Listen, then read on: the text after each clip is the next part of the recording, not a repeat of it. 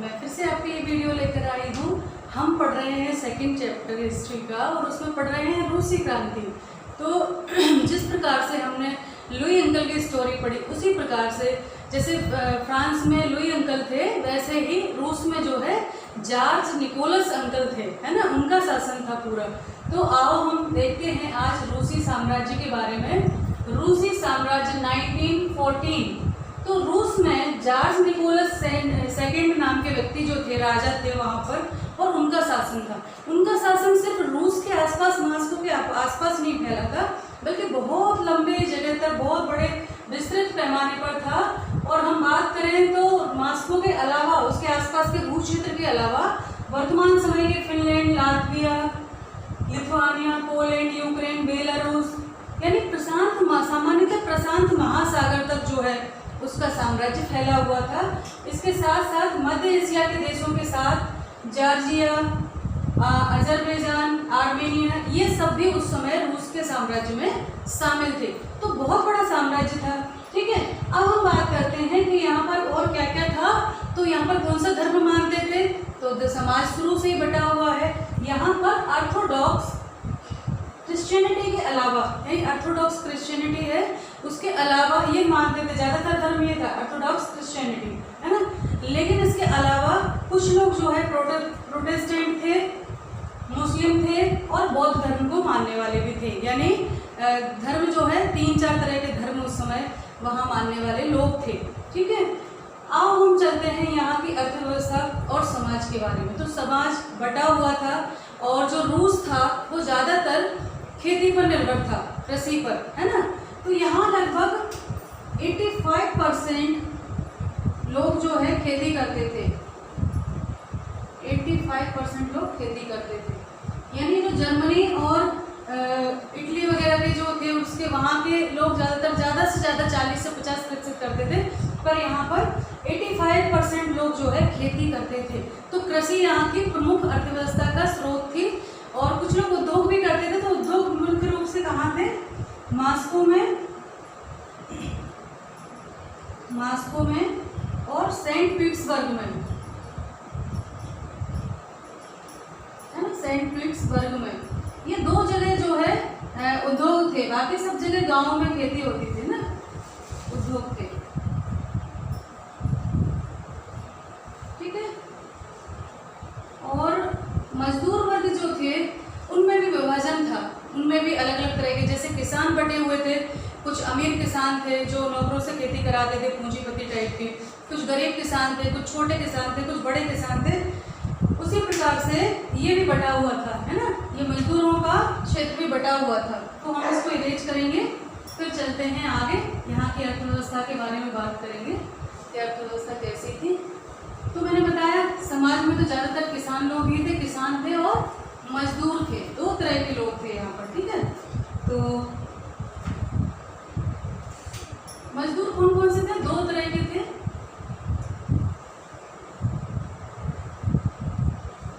ठीक है, कौन से थे? एक तो थे कारीगर, ठीक है, और दूसरे थे मजदूर। ठीक, कारीगरों जो है उद्योगों में उनकी अपनी वर्कशॉप थी, लेकिन ये बड़ी बड़ी फैक्ट्रियों में भी काम करते थे। ठीक है, तो कारीगर लोग फैक्ट्रियों में जब काम करते थे और मजदूर भी करते थे, तो लगभग जो है एक समय बाद इनकी संख्या बराबर हो गई, यानी कारीगरों की और उनकी संख्या लगभग एक जैसी हो गई, है ना। और ये कब हुआ? 1890 के दशक में, 1890 के दशक में कारीगर व मजदूरों की संख्या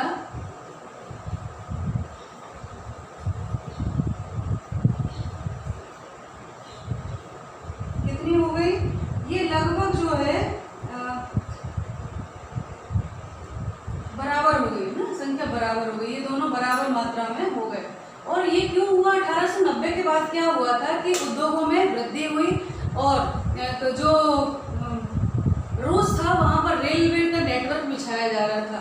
तो वहाँ पर स्टील उत्पादन और कोयला उत्पादन जो था वो दोगुनी वृद्धि हो गई, जस्ट डबल उत्पादन शुरू हो गया, क्योंकि लोहे की खपत हुई नहीं, उसकी कोयले की खपत हुई और स्टील की, दोनों उद्योगों की खपत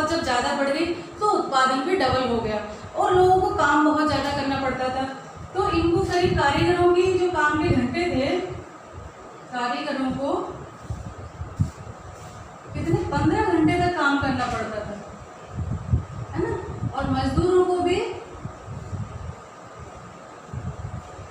करीब 10 से 12, है ना, काम करना पड़ता था।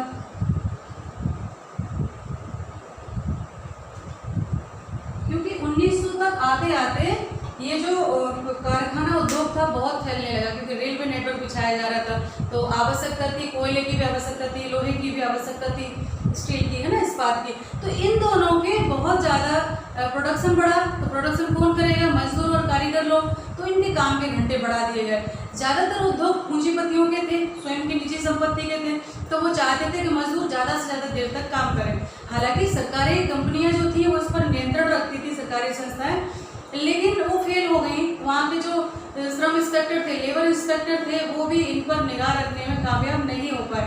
कहीं ना कहीं इनके नियमों को अनदेखा किया जाने लगा और लोगों में जो है शोषण उनका बढ़ गया, उनके काम के घंटे जो है बहुत ज़्यादा बढ़ गए। इस प्रकार और हम देखते हैं कि जो खेती थी, कृषि उत्पादन था, उस समय बहुत बड़ी संख्या में कृषि अनाज का उत्पादन करता था रूस, और रूस सबसे बड़ा आयातक था उस समय अनाज का, बहुत बड़ा आयातक था। यानी लोग वहाँ से वो अनाज सिर्फ वहाँ खाने के लिए उत्पादन नहीं करते थे, विदेशों में भी जो है एक्सपोर्ट करते थे।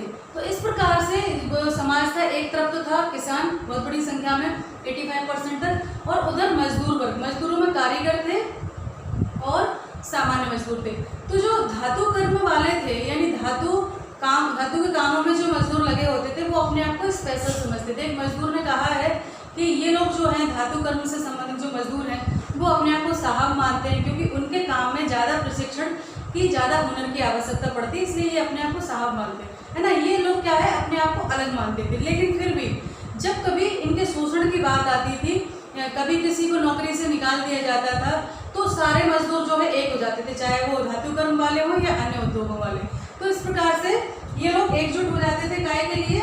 अपने इंटरेस्ट के लिए। यानी खुद की शोषण की जब बात आती थी किसी की, तो उनको लगता था आज इसको निकाला जा रहा है, कल हमें भी निकाला जाएगा। तो सारे मजदूर जो है एकजुट हो जाते थे, और करीब जो है 1896-97 के बीच जो है बहुत बड़ी संख्या में हड़तालें हुई, है ना। 1897 में, है ना, कपड़ा उद्योग में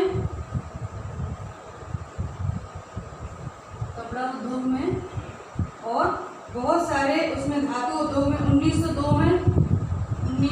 में जो है धातु उद्योग में क्या हुआ, हड़तालें की इन लोगों ने, है ना, शोषण के विरुद्ध हड़तालें हुई।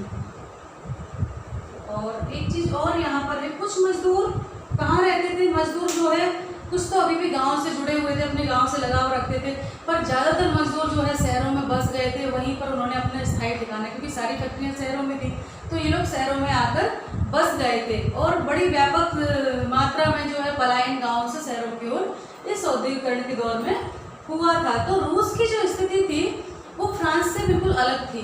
यहाँ के जो लोग थे, यहाँ के जो किसान थे, वो बहुत धार्मिक प्रवृत्ति के थे, है ना, धार्मिक प्रवृत्ति के थे, और बटा हुआ था, मैंने बताया छोटे किसान थे, उनसे करवाते थे बहुत सारे, कुछ लोग नौकरों से खेती करवाते थे, और इस प्रकार से कई वर्गों में किसान भी बटे हुए थे।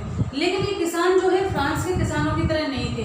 यहाँ पर जो सामंत लोग थे, जो कुलीन वर्ग थे, उनको ये लोग बिल्कुल अच्छी दृष्टि से नहीं देखते थे, उनको विरोध करते थे, और ये चाहते थे कि मौका पड़े तो इनको जो है अपदस्थ कर दिया जाए, इनकी जमीनें छीन ली जाए और सब में बांट दी जाए। तो जो रूस का किसान था वो बिल्कुल अलग था, है ना। तो हम बात करें यहाँ पर रूस के किसान, है ना, जमींदार और सामंतों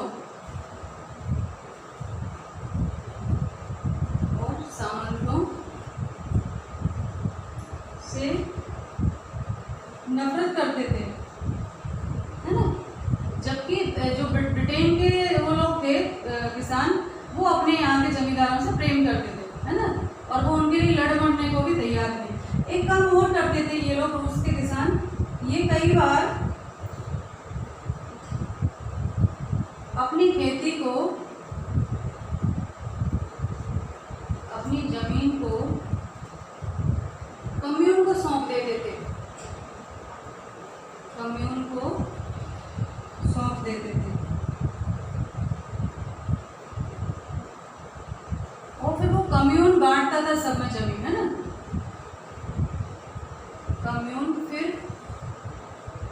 आवश्यकता के अनुसार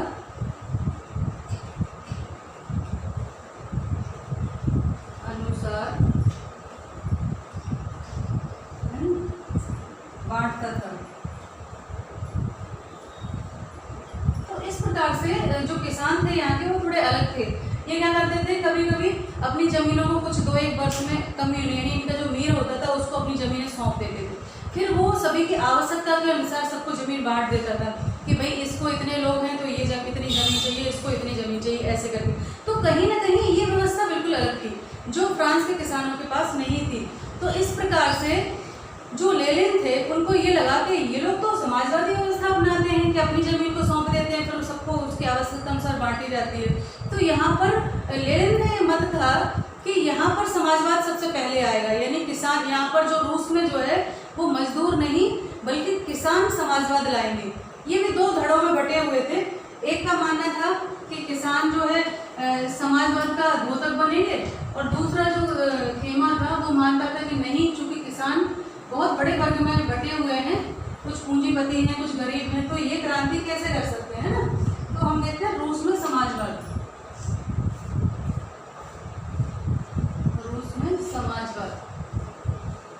है ना।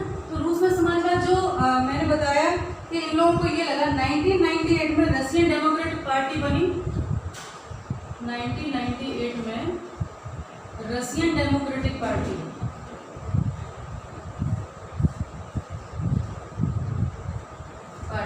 है ना, ये बनी, लेकिन ये अवैध रूप से ही काम कर रही थी क्योंकि रूस में किसी भी राजनीतिक पार्टी के गठन को अनुमति प्रदान नहीं की गई थी। तो ये अवैध रूप से जो है अपना काम कर रहे थे, गैर कानूनी संगठन की तरह काम कर रहे थे। और इनको लगता था कि इनका एक अखबार भी निकलता था, इस पार्टी का एक अखबार भी निकलता था,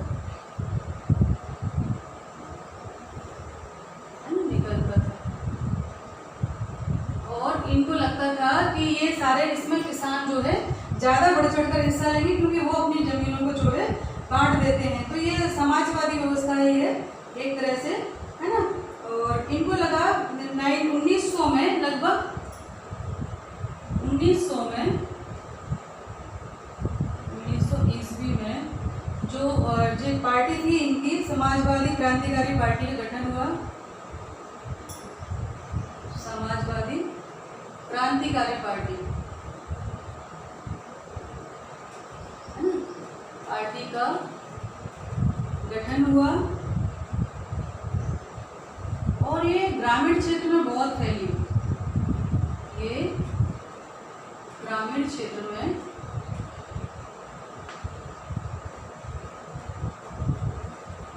बहुत फैल गई, है ना।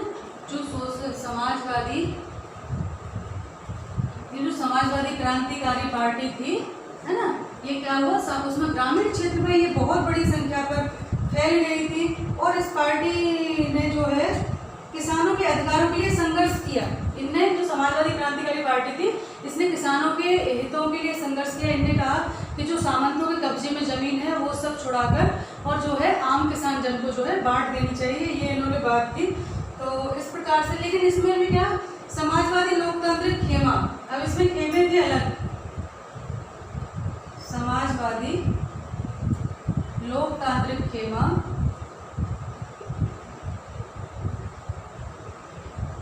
खेमा जो था इसका, वो क्या है, समाजवादी क्रांतियों को से सहमत नहीं था। ये समाजवादी क्रांतिकारियों से सहमत नहीं था।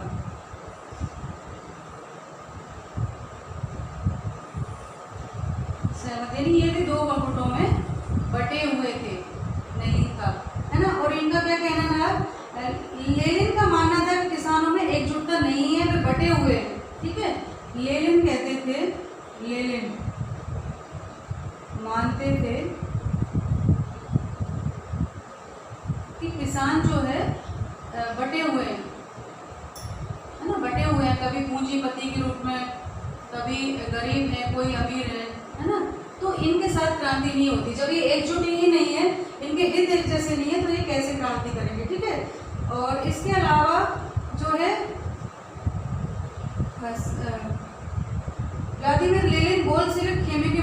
सोचते थे कि जार शासित रूस जैसे दमनकारी समाज में पार्टी अत्यंत अनुशासित होनी चाहिए और सदस्यों की संख्या जो है निश्चित होनी चाहिए। यानी लेनिन ये चाहते हैं कि जार इतना आताताई शासक है, उसमें पार्टी संगठित होनी चाहिए, उनके सदस्यों की संख्या निश्चित होनी चाहिए, किसको हम पार्टी में सदस्यता देंगे और किसको सदस्यता नहीं देंगे। लेकिन जो दूसरा खेमा था, और वो था, कौन थे वो, मनसेविक, है ना। दूसरा खेमा कौन सा था, मनसेविक, है ना। और ये मानते थे, मनसेविक खेमा जो है ये मानते थे कि पार्टी में सभी को सदस्यता दी जानी चाहिए, सभी को सदस्यता दी जानी चाहिए। ठीक है। जो मार्क्सवादी विचारधारा के लोग थे, समाजवादी विचारधारा वाले लोग थे, इनको लगा, कुछ लोगों को, कि रूस की चूंकि एक अलग स्थिति है, यहाँ पर किसान वर्ग बहुत ज़्यादा है, तो इनको लगा किसान सबसे पहले क्रांति का द्योतक बनेंगे। लेकिन उसमें भी इनके बीच में दो खेमे थे। एक तो जो इनकी पार्टी थी रशियन डेमोक्रेटिक पार्टी, तो उसमें से इन्होंने क्या किया, इनका एक अखबार भी चढ़ता था। 1900 ईस्वी में एक समाजवादी क्रांतिकारी पार्टी का गठन हुआ और इन लोगों ने मांग उठाई। ये ग्रामीण क्षेत्र में बहुत तेजी से ये फैला, और जो इनका कहना था कि जो सामंतों के पास कब्जे में जो जमीन है उसको लेकर और आम किसानों में बांट देना चाहिए। और फिर लेकिन इनको लगा कि ये जो दो खेमों में था, एक लेनिन वाला खेमा था और एक मनसेविक खेमा था, दो खेमों में ये बटे हुए थे समाजवादी जो मार्क्सवादी थे वो। तो एक का मत था, यानी लेनिन खेमे का मत था, चूंकि किसान लोग बटे हुए हैं अलग अलग वर्गों में, तो इनके हित एक जैसे नहीं है, इनके अंदर ही विभेद है, कोई गरीब है, कोई अमीर है, कोई छोटा किसान है, बड़ा किसान है, तो फिर ये कैसे करके पार्टी का नेतृत्व करेंगे। तो इस प्रकार से ये क्रांति नहीं कर सकते हैं। तो और इनका मतलब ये भी था कि पार्टी इस जैसे जार जैसे आताताई शासक के सामने जो है पार्टी को संगठित होगी, इसकी सदस्य संख्या तय होगी कि कौन इसमें आएगा कौन नहीं आएगा, तभी सख्ती से लड़ाई की जा सकती है, तभी क्रांति की जा सकती है। लेकिन दूसरा जो खेमा था उसका मानना था कि नहीं, सभी को सदस्यता मिलनी चाहिए, किसान भी उसमें शामिल हो सकते हैं। तो ये अभी तक हम चल रहे हैं रूसी क्रांति में। अब ये बातें होने लगी हैं पार्टी बंदी के द्वारा कि कैसे हो। अगली वीडियो में हम फिर मिलेंगे और आपसे सारी बातें करेंगे। तो जार अंकल की कहानी आपको कैसी लगी जरूर बताना। ध्यान रखना, पढ़ाई करते रहना।